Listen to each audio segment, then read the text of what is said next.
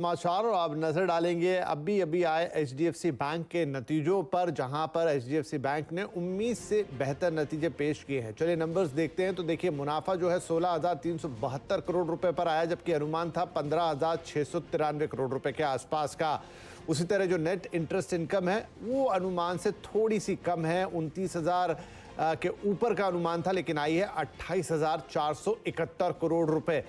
तो ये देखना होगा कि कैसे देखें इसे। अच्छा, एनपीए की बात करें तो जो ग्रॉस एनपीए है वहां पर कमी दिख रही है, जो कि 1.34% से घट के 1.26% पर आ गया है। और नेट एनपीए में भी गिरावट है, जो कि 0.35% से घटकर 0.31% पर क्वार्टर दर क्वार्टर आ गया है। तो चलिए, ये कुछ मोटे नंबर्स हैं, कुछ और नंबर्स हम आपको दिखाते हैं एचडीएफसी बैंक को, लेकिन यहाँ पर हम नतीजों पर जरा राय लेते हैं एक्सपर्ट की। एलकेपी सिक्योरिटीज के अजीत का भी हमारे साथ हैं। तो अजीत साहब, कैसे लग रहे हैं नतीजे? इन लाइन है या आपको अच्छे लग रहे हैं?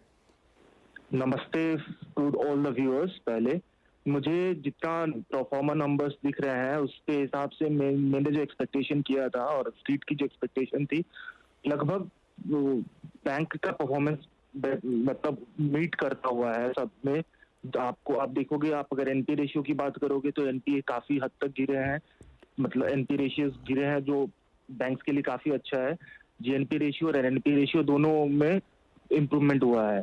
और आप देखोगे नेट इंटरेस्ट इनकम थोड़ा स्ट्रीट एक्सपेक्टेशन से कम रहा, बट नेट इंटरेस्ट मार्जिन जो है 3.6% का जो है वो मेरे अनुमान से काफी हद तक मिलता जुलता है। सो ओवरऑल अगर देखा जाए प्रॉफिटेबिलिटी में क्रेडिट कॉस्ट में थोड़ी गिरावट आई है, बट आप देखोगे प्रोविजन नंबर्स ज्यादा है क्योंकि कंटिंजेंट प्रोविजन बफर उन्होंने कुछ बिल्ड किया है बैंक ने, जिसके बारे में डिटेल में हमें पता चलेगा 6 बजे के कॉन कॉल के बाद। अब रहा जब तक बैलेंस शीट का सवाल, जब तक डिपॉजिट ग्रोथ अच्छा रहा है, कासा ग्रोथ थोड़ा एक्सपेक्टेशन से, मैं कहूँ एक्सपेक्टेशन को पूरा नहीं कर पाया है, उससे नीचे रहा। और जो कासा डिपॉजिट है वो कुछ 42% का दिख रहा है इस क्वार्टर में। और ग्रोस एडवांसेस का रिपोर्ट जो नंबर से सिक्वेंशियल बेसिस पे अच्छा रहा है। और पीपीओपी ग्रोथ जो है 4.2% सिक्वेंशियल बेसिस के काफी अच्छा रहा। अब हम इस बैलेंस शीट को पिछले साल के बैलेंस शीट से कंपेयर नहीं कर सकते क्योंकि इसमें एचडीएफसी लिमिटेड का नंबर्स भी एडेड है, बट आप सिक्वेंशियल बेसिस पे देखोगे तो सारे नंबर्स में हमें अच्छे लगते हैं। प्रोविजन नंबर थोड़ा ज्यादा है जिसकी वजह से रिटर्न ऑन एसेट्स अराउंड 2% का है इस क्वार्टर में, जो पिछले क्वार्टर में भी 2% का था लगभग।